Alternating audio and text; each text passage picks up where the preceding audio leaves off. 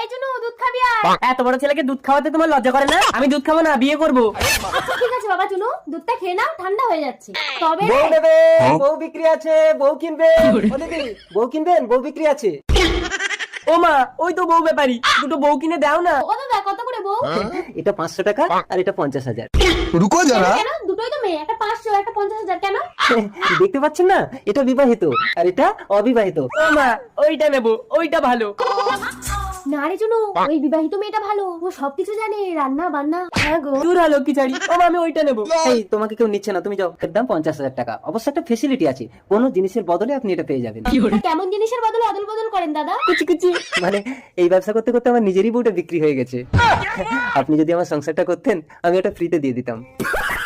ও মা, ঠিকই তো আছে, বাবা যদি অন্য বিয়ে করে সংসার করতে পারে, তুমি কেন পারবে না?